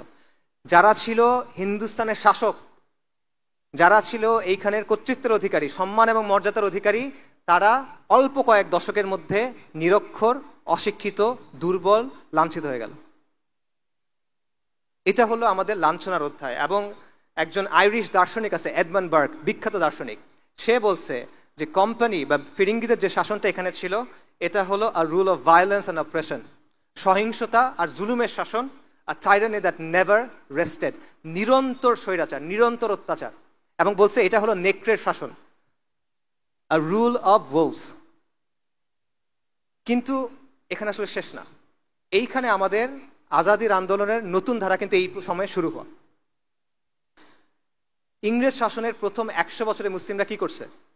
তারা একের পর এক বিদ্রোহ করছে। লর্ড ক্লাইভ, সোকল লর্ড, সে ব্রিটেনে এক চিঠি পাঠাইছে, সেখানে সে বলছে মুসলিমরা সবসময় বিদ্রোহের জন্য প্রস্তুত, যখন তারা মনে করে সাফল্যের একটু সম্ভাবনা আছে তারা বিদ্রোহ করে। আরেক সোকল লর্ড ছিল লর্ড ক্যানিং, সে বলছে যে ব্রিটিশ শাসনের প্রথম 100 বছরে মুসলিম মানে ছিল বিদ্রোহ। হিন্দুরা কিন্তু বিদ্রোহ করে নাই, তারা কিন্তু ব্রিটিশ শাসনকে স্বাগত জানাইছে, কিন্তু মুসলিমরা ক্রমাগত একের পর এক বিদ্রোহ করে গেছে। কিরকম? পলাশির ঘটনা হলো 1757 সালে, এর মাত্র 6 বছর পর 1763 সালে একটা জনযুদ্ধ এই বাংলায় শুরু হয়। আপনারা ফকির মজনু শাহর নাম শুনছেন। ফকির মজনু শাহ যে আন্দোলন শুরু করেছিলেন সেটা হলো পুরো এই বাংলায় ইংরেজ শাসনের বিরুদ্ধে একটা গেরিলা যুদ্ধ। হিস্ট্রি পড়ে দেখেন, এটা ঐতিহাসিকদের কথা, এটা হলো ইংরেজ শাসনদের বিরুদ্ধে একটা গেরিলা যুদ্ধ। অল্প কয়েক হাজার মানুষের তারা শুরু করছিল। তারা প্রথম আক্রমণ করছিল ঢাকাতে, ইংরেজদের একটা কুঠিতে, তারপর এটা পুরো বাংলায় ছড়ায় পড়ে, এবং এক পর্যায়ে এই তাদের বাহিনীতে 50,000 মানুষ হয়ে যায়। এবং ফকির মজনু শাহর পরিচয় কি এটা কিন্তু কেউ নিশ্চিত না এখনো পর্যন্ত। খুব ইন্টারেস্টিং ব্যাপার, এই আন্দোলন 1763 থেকে শুরু করে 1800 সাল পর্যন্ত চলছে, 38 বছর বা 37 বছর, প্রায় 4 দশক ধরে চলা একটা আন্দোলন। এটা কে শুরু করলো তার পরিচয়টা কেউ জানে না এখনো, ইংরেজরা তার পরিচয় সংরক্ষণ করে নাই। কিন্তু অনেক ঐতিহাসিক বলেন যে তার পরিচয় হলো নূর উদ্দিন মোহাম্মদ বাকির জং, যিনি একটা মোগল শাহজাদা, এটা অনেকে দাবি করে থাকেন। এবং এই সময়ে অনেকগুলো বিদ্রোহ ঘটলো যেগুলো একই সাথে জড়িত, যেমন ত্রিপুরাতে শমশের গাজীর বিদ্রোহ, সন্দ্বীপে আবু তোরাবের বিদ্রোহ, মোমেন শাহিতে করম শাহের বিদ্রোহ, এবং একের পর এক এরকম বিদ্রোহ চলতে থাকে কন্টিনিউয়াসলি 3 দশক।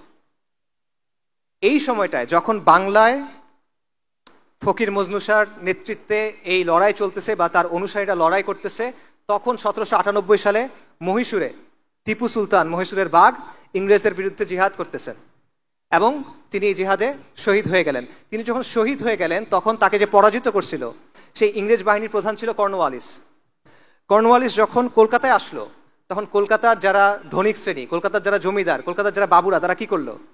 তারা তাকে একটা স্বাগতম জানাইলো, তারা তার জন্য একটা অনুষ্ঠান করলো, তারা তার জন্য বাংলা এবং ফরাসিতে একটা মানপত্র লিখে দিল। এটা ছিল বাস্তবতা। এরপর শুরু হয় উপমহাদেশের বা হিন্দুস্তানের সম্ভবত সবচেয়ে শক্তিশালী যে তাজদিদের ধারা, সেটা হলো শাহ ওয়ালিউল্লাহ মুহাদ্দিস দেহলভী রাহিমাহুল্লাহ তার শুরু করা তাজদিদ। এটা শুরুটা হলো দিল্লিতে। দিল্লিতে একটা ছোট মাদ্রাসা ছিল, মাদ্রাসার রাহিমিয়া। এই মাদ্রাসার প্রতিষ্ঠাতার নাম হলো শাহ আব্দুর রাহিম। আপনারা ফতোয়া আলমগীরির নাম শুনছেন? ফতোয়া হিন্দিয়া, এটা একটা কমিটি তৈরি করছিল, সংকলন করছিল। এই কমিটিতে শাহ আব্দুর রাহিম ছিলেন এবং তার মাদ্রাসা ছিল মাদ্রাসার রাহিমিয়া। এই মাদ্রাসার যে প্রতিষ্ঠাতা শাহ আব্দুর রহিম, তার ছেলের নাম হলো শাহ ওয়ালিউল্লাহ মুহাদ্দিস দেহলভী রাহিমাহুল্লাহ। বলা হয় উনি হলেন শেখুল ইসলাম ইবনু তাইমিয়া এবং ইমাম আল গাজ্জালির মিক্স, এবং এই মিক্স খালি উপমহাদেশে সম্ভব, আর কোথাও আসলে সম্ভব না। তো উনি তাজদিদের একটা ধারা শুরু করলেন, উনি ইলমি একটা ধারা শুরু করলেন। তার ছেলে হলো শাহ আব্দুল আজিজ মুহাদ্দিস দেহলভী রাহিমাহুল্লাহ। 1803 সালে তিনি একটা ফতোয়া দিলেন। এই আলোচনা আমি অন্য জায়গাতেও করছি, আপনারা শুনছেন নিশ্চয়ই, অন্যদের কাছেও শোনার কথা, বিখ্যাত ঘটনা। 1803 সালে তিনি একটা ফতোয়া দিলেন, সেটা হলো ইংরেজদের শাসন, ফিরিঙ্গিদের যে শাসন, এই শাসনটা যেহেতু ইসলাম এখানে নাই, তাহলে ভারতবর্ষ হিন্দুস্তান এখন দারুল হার্ব, ফিকের দৃষ্টিতে এটা দারুল হার্ব। শাহ আব্দুল আজিজের এই ফতোয়া তখন অনেকেই গ্রহণ করে নিল, এবং শাহ ওয়ালিউল্লাহ মুহাদ্দিস দেহলভীর যে তাজদিদের ধারা, শাহ আব্দুল আজিজ রাহিমাহুল্লাহর যেই ফতোয়া, এটার ফলাফল হলো তরিকায়ে মুহাম্মাদিয়া আন্দোলন বা জিহাদ আন্দোলন। এটা এই নামে পরিচিত, জিহাদ আন্দোলন। ইংরেজরা এটাকে বলে ভারতবর্ষের ওয়াহাবি আন্দোলন, কিন্তু এটা আসল নাম হলো তরিকায়ে মুহাম্মাদিয়া। ইমাম সাইয়্যেদ আহমেদ শাহিদ, আপনারা তার নাম শুনছেন, তিনি এই আন্দোলন শুরু করলেন। ওনার জন্ম হলো 1786-তে। উনি একজন কুরাইশি হাশেমি পরিবারের থেকে, হাশেমি বনু হাশেমের থেকে, এবং উনি আলেম ছিলেন না। উনি একজন যোদ্ধা ছিলেন, উনি একজন আবেদ ছিলেন, উনি একজন জাহিদ ছিলেন, এবং ওনার ব্যাপারে যত বর্ণনা আছে এটা শুনে মনে হয় যে উনি একজন ওয়ালি ছিলেন আল্লাহ। উনি একটা জামাত তৈরি করলেন, যে জামাতটার নাম হলো তরিকায়ে মুহাম্মাদিয়া, এবং তাদের উদ্দেশ্য ছিল ভারতবর্ষ, হিন্দুস্তানে মুসলিমদের জন্য একটা ভূখণ্ডে ইসলামী শাসন কায়েম করা। তাদের স্লোগান ছিল এলায়ে কালেমা রাব্বুল আলামিন ইহিয়া সুনানে সাইয়্যিদুল মুরসালিন। আল্লাহ রাব্বুল আলমের কালেমাকে উঁচু করা, নবী সাল্লাল্লাহু আলাইহি ওয়াসাল্লামের সুন্নাহকে জীবন্ত করা। উনি পুরা ভারতবর্ষে সফর করে বেড়ালেন। 1812 সালে একবার, 1821-এর পরে একবার, পুরো ভারতবর্ষে সফর করলেন। এবং সফর করে উনি মানুষকে তাওহীদ, ঈমান, সুন্নাহ শিক্ষা দিলেন, এবং কুফর, শিরক, বিদআ, জাহিলিয়াত থেকে ফেরত আসার জন্য আহ্বান করলেন। এটা প্রথমবার, প্রথম সফরের সময় পুরো ভারতে একটা নেটওয়ার্ক তৈরি হলো। পরের বার যখন গেলেন তখন বায়াত নিলেন। আগের বার বায়াত ছিল তরিকায়ে মুহাম্মাদিয়ার বায়াত, পরের বারে বায়াত ছিল জিহাদের বায়াত। এবং এই তরিকায়ে মুহাম্মাদিয়া আন্দোলন পরবর্তীতে 1831 সালে, একটু আগে বলতেছিলাম, 6 মে বালাকোটের প্রান্তরে শিখদের সাথে লড়াইয়ে তিনি সাইয়্যেদ আহমেদ শহীদ শহীদ হয়ে যান। শাহ মোহাম্মদ ইসমাইল রাহিমাহুল্লাহ, তিনিও শহীদ হয়ে যান। কিন্তু এই আন্দোলনের প্রভাবটা এরপরে থেকে যায়। আমি একটু আগেই বলছি, উপমহাদেশের যতগুলো দিনী ধারা আছে এগুলো কোনো না কোনোভাবে এই তরিকায়ে মুহাম্মাদিয়ার সাথে যুক্ত।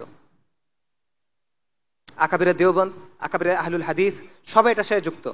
হাজী ইমদাদুল্লাহ মুহাজির মাক্কি রাহিমাহুল্লাহ, আকাবিরে দেওবন্দ, তার ব্যাপারে বলা হয় তার বয়স যখন 3 বছর, তখন তাদের গ্রামে সাইয়্যেদ আহমেদ শহীদ আসছিল, এবং সাইয়্যেদ আহমেদ শহীদের কোলে তাকে দেয়া হয়েছিল। উনি তার কাছে বায়াত করছিলেন, এবং তিনি শাহ মোহাম্মদ ইসহাকের কাছে শিখছিলেন, যিনি শাহ আব্দুল আজিজের নাতি।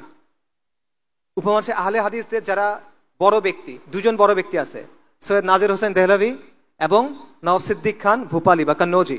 এনারা সবাই সাইয়্যেদ আহমেদ শহীদের দ্বারা প্রভাবিত। উপমহাদেশের যে কারামত আলী জৈনপুরী রাহিমাহুল্লাহ, তার নাম আপনারা শুনছেন, ওনারা সাইয়্যেদ আহমেদ শহীদের খলিফা। সবগুলো ধারা এটার দ্বারা প্রভাবিত, এবং তারা তাজদিদের একটা ধারা চালু করলেন। এবং এটা বাংলাদেশেও ছিল।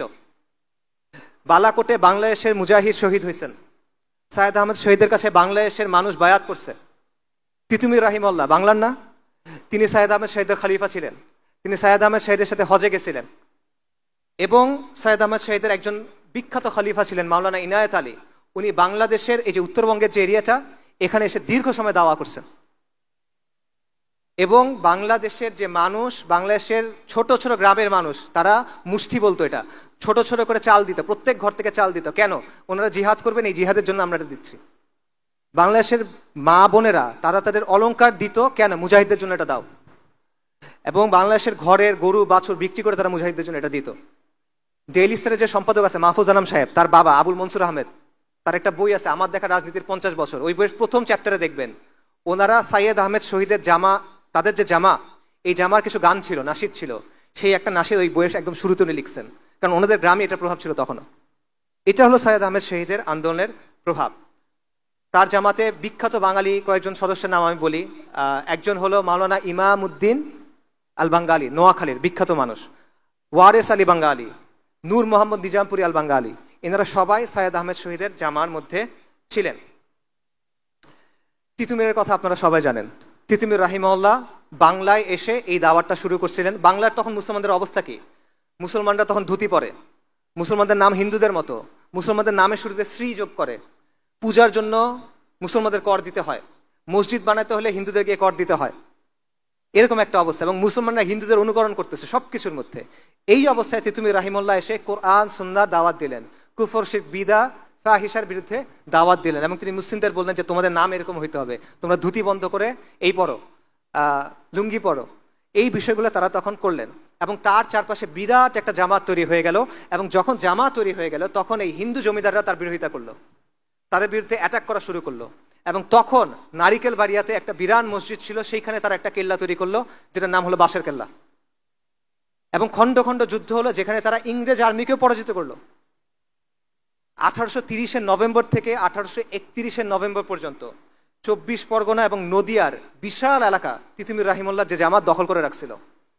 এবং তিনি সেখানে ইসলামী শাসন কায়েম করছিলেন, তিনি নিজেকে বাদশা ঘোষণা করছিলেন এখানে। এবং ওখানে কাজী ছিল, ওখানে ইসলামী শরিয়া অনুযায়ী আদালত ছিল, বিচার হইতো। পরবর্তীতে 1831 সালে 19 নভেম্বর বাঁশের কেল্লায় ইংরেজদের বিশাল বাহিনী আসলো। ফজরের পর আক্রমণ হলো। তিতুমির রাহিমাহুল্লাহ তার সন্তান সহ তার জামাত সহ শহীদ হয়ে গেলেন। তার বাহিনীর সেনাপতি ছিল গোলাম মাসুম, তার ভাগ্নে।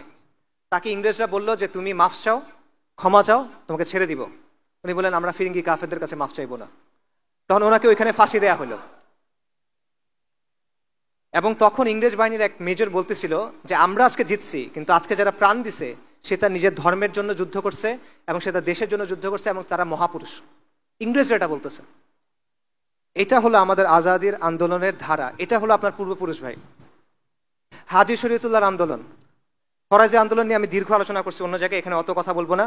ফরাজিদের অবস্থা সেম ছিল, বাংলার অবস্থা একই রকমের ছিল। একই রকমের কুসংস্কার, একই রকমের বেদা, একই রকমের শিরকি প্রথা বাংলার মধ্যে ঢুকে গেছিল। পার্থক্য হলো তরিকায়ে মুহাম্মাদিয়া এবং তিতুমির সরাসরি লড়াই শুরু করছেন, কিন্তু হাজী শরীয়তুল্লাহ এটা করতে পারেন নাই। তারা প্রথমে সমাজের মধ্যে দাওয়াতি কাজ করছেন, ইসলাহি কাজ করছেন, মানুষকে দিনের দিকে ডাকছেন। পরবর্তীতে তারা আন্দোলন সংগ্রাম করছেন। কিরকম? তারা কর দেন নাই, অসহযোগ আন্দোলন করছেন, তারা নীলকরদের কুঠি ঘেরাও করছেন, তারা কৃষক বিদ্রোহ করছেন, তারা খাসমহল দখল করে নিছেন। এবং তারা কি করছেন, তাদের যে অঞ্চল ছিল, যে অঞ্চলে তাদের নিয়ন্ত্রণ ছিল সেখানে তারা শরিয়া অনুযায়ী বিচার করতেন। অর্থাৎ ব্রিটিশ শাসনের অধীনে থেকে তারা নিজস্ব একটা ছায়া শাসন ব্যবস্থা গড়ে তুলছিলেন। এটা হলো ফরাজি আন্দোলনের অবস্থা। এবং ফরাজি আন্দোলনের স্লোগান ছিল যে তারা বলছিল যে জমিন যার, লাঙ্গল যার, জমিন তার। এবং তাদের স্লোগান ছিল যে সৃষ্টি যার, আইন তার। এগুলো তাদের স্লোগান। এবং এই যে তরিকায়ে মুহাম্মাদিয়া যে আন্দোলন, জিহাদ আন্দোলন, তিতুমির রাহিমাহুল্লাহ যে আন্দোলন, হাজী শরীয়তুল্লাহ যে আন্দোলন, এগুলো সব এক সুতায় গাথা। এবং এটা কিরকম ছিল যে ফরাজি আন্দোলনের প্রভাব ছিল বাংলার পূর্ব দিকে এবং দক্ষিণ দিকে, আর তরিকায়ে মুহাম্মাদিয়া যে আন্দোলন এটার প্রভাব ছিল উত্তর এবং পশ্চিমবঙ্গে। এবং এই দুটো মিলে পুরো বাংলা কাভার হয়ে যায়। এবং ইংরেজরা এই দুটাকে একই মনে করতো, এই জন্য তারা দুটাকে বলতো ওয়াহাবি আন্দোলন, যদিও এই দুটার মধ্যে কিছু পার্থক্য ছিল। এরপর হলো ওলামায়ে সাদিকপুর। এটা হলো সৈয়দ আহমেদ শহীদের আন্দোলনের সবচেয়ে সক্রিয় যে ধারা, সেটা হলো ওলামায়ে সাদিকপুর। সৈয়দ আহমেদ শহীদ 1831 সালে শহীদ হয়ে গেলেন। তার দুজন বিখ্যাত খলিফা ছিলেন, একজনের নাম একটু আগে বলছি, মাওলানা উইলায়াত আলী এবং মাওলানা ইনায়াত আলী রাহিমাহুমুল্লাহ। তারা হলেন পাটনার সাদিকপুরের একটা সম্ভ্রান্ত পরিবারের সন্তান, আলেম ছিলেন তারা। তারা 1840 সালের দিকে ঠিক করলেন যে না, এই ফিরিঙ্গিদের বিরুদ্ধে আমরা আবার জিহাদ শুরু করব। এবং তারা পুরো ভারতে আবার নেটওয়ার্ক করে তুললেন। তারা যুদ্ধ শুরু করলেন কোথায়? ওয়াজিরিস্তানে, সিত্তানায়। আর তাদের দাওয়াতি কেন্দ্র ছিল পাটনায়। আর তারা পুরো হিন্দুস্তান থেকে মানুষকে, অর্থকে সেখানে পাঠাতেন। এবং বাংলায় তাদের দাওয়াতি কাজ ছিল, বিশেষ করে মাওলানা ইনায়াত আলী রাহিমাহুল্লাহ এই বাংলার উত্তরবঙ্গে তাদের ব্যাপক কাজ ছিল। এবং 1845 থেকে শুরু করে প্রায় 30 বছর ক্রমাগত তারা ব্রিটিশদের বিরুদ্ধে ফাইট করে গেছেন। ব্রিটিশরা তাদের পরাজিত করার জন্য একের পর এক বাহিনী পাঠিয়েছে, পরাজিত করতে পারে নাই। এবং তারা বলছে এরা হলো হিন্দুস্তানে আমাদের শাসনের জন্য একটা চিরস্থায়ী হুমকি, পরাজিত করতে পারে না তাদেরকে।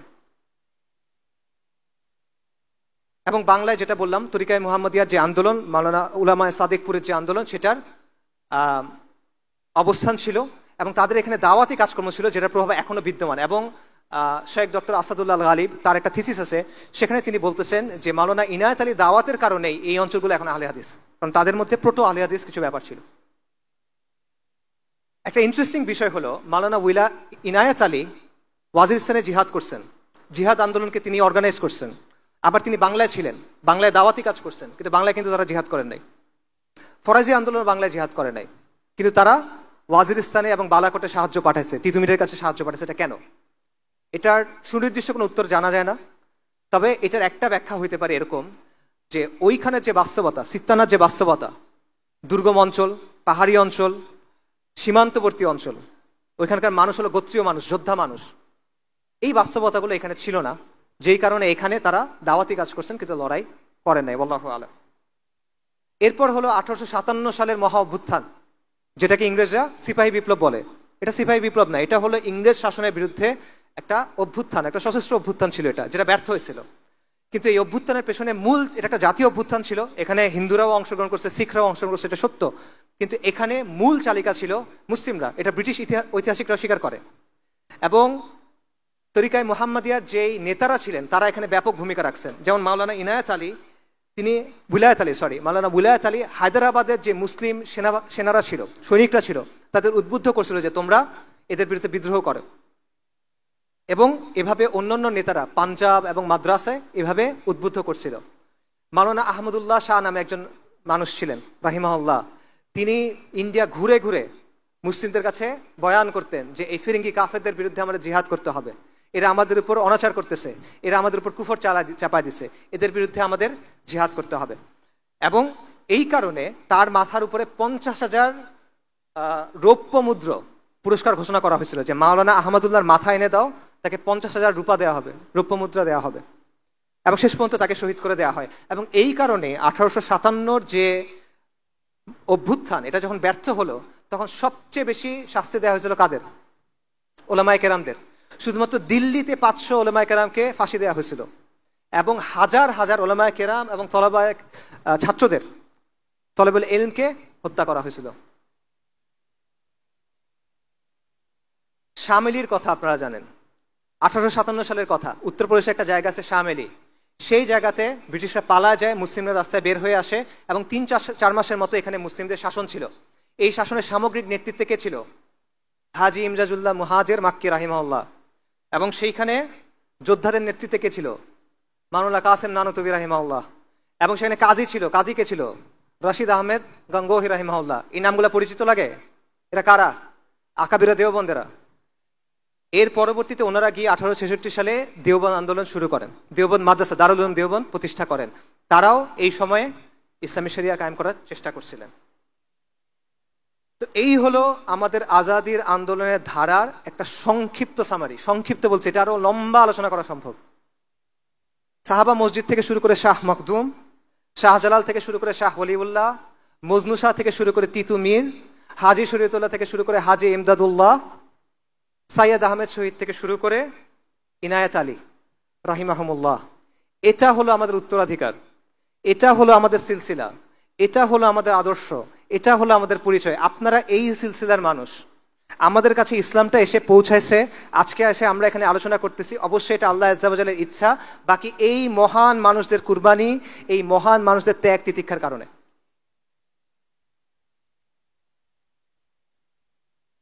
আমি একটা বিষয়ে অনেক সময় চিন্তা করি, সেটা হলো নারিকেল বাড়িয়ায় বাঁশের কেল্লা যে শেষ লড়াইটা হয়েছিল, এটা হয়েছিল ফজরের পর, ফজরের নামাজের পর। কিন্তু রাতেই ফিরিঙ্গিরা বাঁশের কেল্লা ঘিরে ফেলছিল। আমি যেটা চিন্তা করি সেটা হলো, এই লড়াইটার আগে তিতুমির রাহিমাহুল্লাহ কি চিন্তা করতেছিলেন?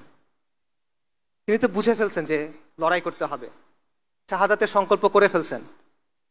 তখন উনি কি চিন্তা করতেছিলেন? ফজরের নামাজে দাঁড়ানোর আগে উনি কি চিন্তা করতেছেন? এটা আমার প্রায় মনে হয়, শাহাদাতের কথা যেহেতু আসছে, ডেফিনেটলি উনি আল্লাহর কথা চিন্তা করছেন, আল্লাহ দিদারের কথা চিন্তা করছেন, আখিরাতের কথা চিন্তা করছেন, কবরের সওয়াল জবাবের কথা চিন্তা করছেন, হাউজে কাউসারের কথা চিন্তা করছেন, নিশ্চিতভাবে অবশ্যই। বাট এর বাইরে আর কি চিন্তা করছেন তিনি কি ভবিষ্যতের কথা ভাবছেন কিনা? তিনি কি চিন্তা করছেন কিনা যে তাদের যে কোরবানি এটা কিভাবে ভবিষ্যৎ প্রজন্মকে প্রভাবিত করবে? তিনি কি এটা ভাবছেন কিনা যে তারা যে রক্ত দিচ্ছেন, তারা রক্ত দিবেন, কিন্তু এই রক্তের স্রোত শতাব্দী থেকে শতাব্দীতে প্রভাবিত হবে। এই রক্তের স্রোত, এই রক্তের ঋণ প্রজন্ম থেকে প্রজন্মান্তরে থেকে যাবে, এটা উনি ভাবছিলেন কিনা? আমাদের শরীরে এই রক্ত, আপনি এই রক্তের উত্তরাধিকারী, এবং এই রক্তের ঋণ আমাদের শোধ করতে হবে। এটা হলো আপনার পরিচয় ভাই। আপনি এই সিলসিলার অংশ। আমরা এটা ভুলে কোথায় আছি এখন?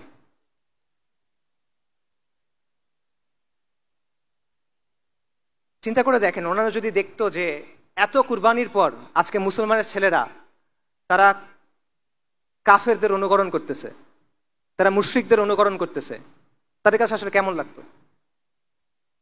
চিন্তা করে দেখেন যে তারা যদি দেখতে, ওদের কথা বাদ দেন, যারা দিনের কথা বলে, যারা দিনকে বিজয়ী করার স্বপ্ন দেখে, তাদের আচার আচরণের মধ্যে নবী সাল্লাল্লাহু আলাইহি ওয়াসাল্লামের সুন্নাত নাই, তাদের আদব আখলাকের মধ্যে নবী সাল্লাল্লাহু আলাইহি ওয়াসাল্লামের সুন্নাত নাই, দিনের জন্য সিরিয়াসনেস নাই, খালি জজবা আছে, সাময়িক উত্তেজনা আছে, এটা যদি তারা দেখতেন তাদের কাছে কেমন লাগতো?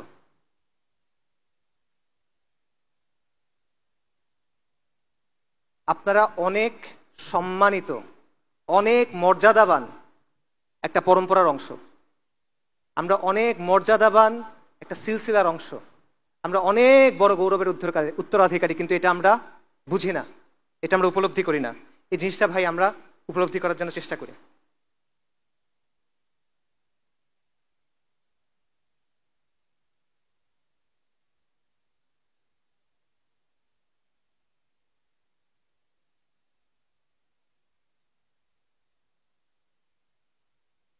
শাপলার কথায় ফেরত আসি। আমি বলছিলাম যে শাপলা আমার কাছে কোনো একক সংগঠনের কোনো কর্মসূচি না, শাপলা একদিনের বিষয়ও না। আমি মনে করি শাপলা একটা চেতনার নাম, শাপলা একটা স্বপ্নের নাম। শাপলা হলো নবী সাল্লাল্লাহু আলাইহি ওয়াসাল্লামের ভালোবাসায়, তার শান এবং মর্যাদার জন্য নিজের জান কুরবান করার জুনুন, এটা হলো শাপলা। শাপলা হলো আল্লাহর জমিনে আল্লাহর দিন কায়েম করার তামান্না। শাপলা হলো তাওহীদের ভিত্তিতে সমাজ এবং সভ্যতা নির্মাণের সংকল্প। শাপলা হলো আমাদের আজাদির আন্দোলনের ধারাবাহিকতা। এবং এই চেতনা নতুন না, আমি আপনাদের নতুন কোনো কিছুর কথা বলতেছি না। এই চেতনা এই মুসলিম বঙ্গে বারবার ফিরে ফিরে আসছে, এক একবার এক এক চেহারায়, এক একবার এক এক রূপে এটা আত্মপ্রকাশ করছে। কখনো শাহ ওলিউল্লাহ মুহাদ্দিস দেহলভী তাজদীদে, কখনো তরিকায় মুহাম্মাদিয়া জিহাদে, কখনো তিতুমিরের বাঁশের কেল্লায়, কখনো হাজী শরীয়তুল্লাহ সামাজিক আন্দোলনে। বারবার এই চেতনা ফিরে ফিরে আসছে। এই চেতনা ফিরে আসছে 1857 মহা অভ্যুত্থানে, এই চেতনা ফিরে আসছে আকাবিরে দেওবন্দের আন্দোলনে, উলামায়ে সাদিকপুরের জিহাদে। এই চেতনা চালিত করছে মাওলানা মওদুদীকে, এই চেতনা চালিত করছে মাওলানা ইসরার আহমেদকে, এই চেতনা চালিত করছে মাওলানা আব্দুর রহিমকে এবং তাদের প্রকল্পকে, এবং এই চেতনা আলোকিত করছে শাইখুল হাদিস মুফতি আমিনী আল্লামা আহমেদ শফি তাদের কাজকে রাহিমাহুমুল্লাহ। এই চেতনা বারবার ফিরে আসছে, কখনো হয়তোবা দুর্বল হয়ে, কখনো হয়তোবা সীমাবদ্ধ হয়ে, কখনো হয়তোবা ত্রুটি নিয়ে, কখনো হয়তোবা মুমূর্ষ হয়ে, কিন্তু এই চেতনা কখনো হার মানে নাই। শত শত বছরে যে উত্থান পতন ঘটছে, কখনো এই চেতনা হার মানে নাই, বরং বন্দিত্ব, নির্বাসন, নির্যাতন এই সব কিছু উপেক্ষা করে রক্তের নদী পার হয়ে লাশের পাহাড় ঠেলে এই চেতনা বাংলায় এসে বলে গেছে লাব্বাইক ইয়া আল্লাহ লাব্বাইক। শাপলা কেবলমাত্র শাহবাগের প্রতিক্রিয়া না, শাপলা কেবল একদিনের আন্দোলন না। শাপলা হলো ফিরিঙ্গিদের চাপায় দেওয়া সেকুলার ব্যবস্থার বিরুদ্ধে, ফিরিঙ্গিদের চাপায় দেওয়া নিজামের বিরুদ্ধে বিদ্রোহ করে নিজামে ইসলাম কায়েম করার তামান্না। এমন একটা সভ্যতা কায়েম করার তামান্না যেখানে সমাজের ভিত্তি হবে ঈমান এবং ইসলামী মূল্যবোধ, যেখানে ব্যক্তি থেকে শুরু করে শাসন সবকিছু তাওহীদের ভিত্তিতে বিন্যস্ত হবে, এবং যেখানে শাসনের ভিত্তি হবে শরিয়া, আইনের উৎস হবে আল্লাহর কিতাব। যতদিন এই কওমের মধ্যে তাওহীদি চেতনা থাকবে, যতদিন এই মুসলিম বঙ্গের মানুষের মধ্যে ঈমান থাকবে, ততদিন এই চেতনা বারবার সামনে আসবে। কখনো মক্তব থেকে আসবে, কখনো মাদ্রাসা থেকে আসবে, কখনো স্কুল কলেজ বিশ্ববিদ্যালয় থেকে আসবে, কখনো গ্রামের মাটি থেকে আসবে, কখনো এই শহরের কংক্রিটের জঙ্গলের ভেতর থেকে আসবে। কিন্তু প্রজন্ম থেকে প্রজন্মে এই আন্দোলন চলবে, হাত থেকে হাতে মশাল ঘুরবে, কিন্তু আমাদের আজাদির আন্দোলন চলমান থাকবে। এবং যতদিন পর্যন্ত এই অঞ্চলের মানুষের মধ্যে ঈমান থাকবে, তাওহীদের অনুসারীরা এই মাটিতে খুঁটি গেড়ে বলবে লাব্বাইক ইয়া আল্লাহ লাব্বাইক। এই আন্দোলন চলবে যতক্ষণ পর্যন্ত এই জমিনে আল্লাহর দিন কায়েম না হয়, এবং ইনশাআল্লাহ এই জমিনে আল্লাহর দিন কায়েম হবে।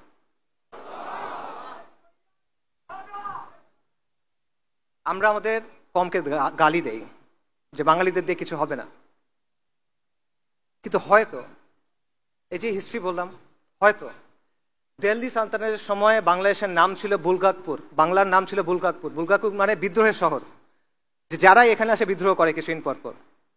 এটা এখানের হিস্ট্রি। আর একটা ইতিহাসটা আমি আপনাদের বললাম, রিসেন্ট হিস্ট্রি দেখেন। 47-এর সময় পাকিস্তান আন্দোলনের সবচেয়ে আগে যোগ দিয়েছে এখানকার মানুষ। 69-এর গণ অভ্যুত্থান, 90-এর গণ অভ্যুত্থান, 24-এর গণ অভ্যুত্থান, 13 সালের জাগরণ, অ্যাভারেজে প্রতি 20 বছর পর পর এখানে অভ্যুত্থান হয়। হিস্ট্রি এটা।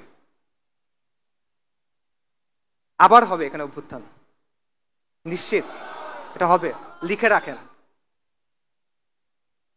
আরেকটা জায়গা দেখেন, এরকম উদাহরণ দেখান আমাকে, এরকম একটা জায়গার উদাহরণ দেখান যেখানে বারবার এরকম হয়, পাবেন না।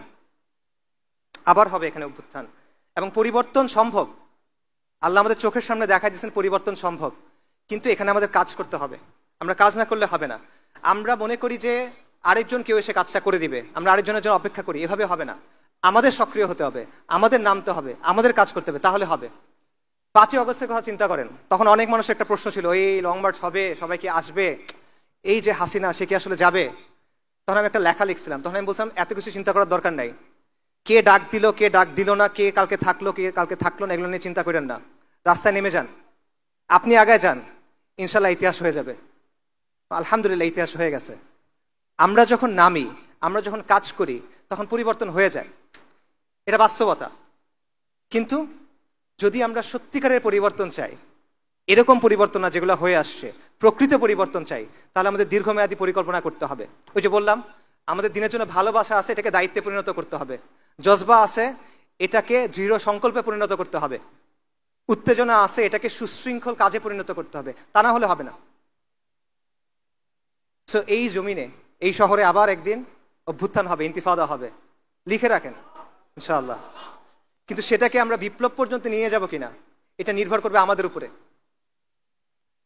আমরা যদি দিন ইসলামের ভিত্তির উপরে প্রস্তুতি গ্রহণ না করি, আল্লাহ প্রেক্ষাপট তৈরি করে দিবেন, নিশ্চিত থাকেন, আমি বারবার বলছি নিশ্চিত থাকেন, আল্লাহ প্রেক্ষাপট প্রস্তুত করে দিবেন। কিন্তু আপনি যদি প্রস্তুতি গ্রহণ না করেন, আরো 10টা অভ্যুত্থান হবে, আরো 10 লাখ মানুষ জীবন দিবে, কিচ্ছু হবে না। আমাদের রক্ত দিয়ে ইতিহাস লেখা হবে, কিন্তু আমরা ওই ইতিহাসে আমাদের নাম থাকবে না, যেরকম আমাদের এখন থাকে নাই। এটা হলো বাস্তবতা। তো এটা একটা লম্বা পথ, এটা একটা দীর্ঘ পথ, এবং এটা হলো এমন পথ যেই পথের ধারে অনেক রথী মহারথী পড়ে থাকে, কঠিন পথ। এই পথে হাঁটবেন কিনা এটা আপনারা চিন্তা করেন, নিজেকে প্রশ্ন করেন, সিদ্ধান্ত নেন। ওই যে বললাম, আলোচনাগুলো যেন এমন হয়, আয়োজনগুলো যেন এমন হয়, বাসায় গিয়ে যেন কিছু নিয়ে যেতে পারেন, নিজেকে যেন প্রশ্ন করতে পারেন। নিজেকে প্রশ্ন করেন, এই পথে আপনি যেতে চান কিনা, এই পথে আপনি আগাতে চান কিনা। এই কথাটা মনে থাকবে, নিজেদের শেকড়ের কথা মনে থাকবে, এই সিলসিলার কথা মনে থাকবে। অনেকে বলে যে আসিফ আদনান তরুণদের মাথা নষ্ট করতেছে। কিভাবে করতেছে? সে তার আদর্শ প্রচার করার মাধ্যমে তরুণদের মাথা নষ্ট করতেছে। এইটা হলো আমার আদর্শ। এই যে বললাম, এটা আমার আদর্শ। আমাদের আজাদির আন্দোলনের যে ধারাবাহিকতা, এটা আমার আদর্শ, আর কোনো কিছু না। আমি এখানে দাঁড়ায় যেটা বলি, আমি দরজার পেছনে একই কথাই বলি। আপনাদের মাথা নষ্ট হয়েছে? যদি আজকের পরে আপনাদের ভাইকে কখনো তুলে নিয়ে যায় কোনো গোয়েন্দা সংস্থা, তখন এই কথাগুলো মনে থাকবে? কোনটা মনে থাকবে, আমার কথা নাকি আমার কথাগুলা? আমাকে মনে না থাকলে সমস্যা নাই, হাসবুনাল্লাহু ওয়া নি'মাল ওয়াকিল। কথাগুলো যেন মনে থাকে, কারণ এইটা আমাদের অতীত, এটা আমাদের ভবিষ্যৎ, এটা আমাদের বর্তমান। এই যে ধারাবাহিকতা, এটা আমাদের ডেস্টিনি। এটা ছাড়া আমাদের কোনো মুক্তি হবে না ভাই, সম্ভব না। ইতিহাস সাক্ষ্য দেয় যে এই জমিনে 1000 বছর ধরে ইসলাম আছে। ইতিহাস সাক্ষ্য দেয় এই জমিনের মানুষ শতাব্দীর পর শতাব্দী ইমানের জন্য সংগ্রাম করে গেছে। ইতিহাস সাক্ষ্য দেয় এখানে 550 বছর মুসলিমদের শাসন ছিল, ইনশাল্লাহ এখানে আবার ইসলামী শাসন কায়েম হবে। আমাদের আজাদির আন্দোলন পূর্ণতা পাবে ইনশাআল্লাহ। এবং এই দিনকে বিজয়ী করা, এটা আমাদের ম্যানিফেস্ট ডেস্টিনি। আমাদের আর কোনো পারপাস নাই এই দিনকে বিজয়ী করা ছাড়া। আমাদের পেছনে কারা দাঁড়ায় আছে? এটা একটা কাফেলা, এই কাফেলার পেছনে কারা দাঁড়ায় আছে বলেন? শাহ ওয়ালিউল্লাহ, শাহ জালাল, সৈয়দ আহমেদ শহীদ, তিতুমির, শরীয়তুল্লাহ, মাওলানা উলায়াত আলী, মাওলানা ইনায়াত আলী, আকাবিরে দেওবন্দ, তারা আমাদের পেছনে দাঁড়ায় আছেন। আর এই কাফেলার শেষ মাথা কোথায় বলেন? এই কাফেলার শেষ মাথায় কারা দাঁড়ায় আছে? আল মালহামাতুল কুবরার যে বরকতময় কাফেলা, সেটা দাঁড়ায় আছে আপনার সামনে। আমাদের সামনে এই রাস্তা কোথায় গিয়ে শেষ হয়েছে? আল মাহাদি আল মুনতাজারের যে আবির্ভাব, সেখানে গিয়ে শেষ হয়েছে। সাইয়েদানা ঈসা ইবনে মারইয়াম আলাইহিমুস সালাতু ওয়াস সালাম, তার যে আবির্ভাব, সেখানে গিয়ে এটা শেষ হয়েছে। এই আন্দোলন চলমান থাকবে। আর প্রতিশ্রুতি আল্লাহ দিছেন সাফল্যের। এই প্রতিশ্রুতি গ্রহণ করেন, এই দায়িত্ব গ্রহণ করেন। শাপলা চত্বরের রক্ত আপনাদেরকে ডাকে, বালাকোটের রক্ত আপনাদেরকে ডাকে, বাঁশের কেল্লার রক্ত আপনাদের ডাকে, সিত্তানার রক্ত আপনাদেরকে ডাকে, পলাশির রক্ত আপনাদের ডাকে, বদর, উহুদ, খন্দক, মুতার যে রক্ত, সেটা আপনাকে ডাকে। এই রক্তের সাথে গাদ্দারি করেন না। এই রক্তের দাবি পূরণ করতে হবে, এই রক্তের ঋণ আমাদের পূরণ করতে হবে। এটা মুসলিম বঙ্গ, আমরা মুসলিম। আল কোরআন আমাদের মুক্তির মহাসনদ। আমি আপনাদেরকে ডাকতেছি, আপনারা ওই ইতিহাসের সৈনিক হন যেটা আমাদের বিজয়ের দিকে নিয়ে যাবে। আপনারা ওই সভ্যতা নির্মাণের সৈনিক হন যেটা আমাদের বিজয়ের দিকে নিয়ে যাবে। আপনারা এই পথে আসেন। আল্লাহ আপনাদের মহা সাফল্যের প্রতিশ্রুতি দিয়েছেন। আমার প্রতিশ্রুতি না, আল্লাহ আজ্জা ওয়া জাল্লা আমাদের প্রতিশ্রুতি দিয়েছেন। উলাইকা হিজবুল্লাহ, আলা ইন্না হিজবুল্লাহি হুমুল মুফলিহুন। ওয়া মা আলাইনা ইল্লাল বালাগ। আসসালামু আলাইকুম ওয়া রাহমাতুল্লাহ।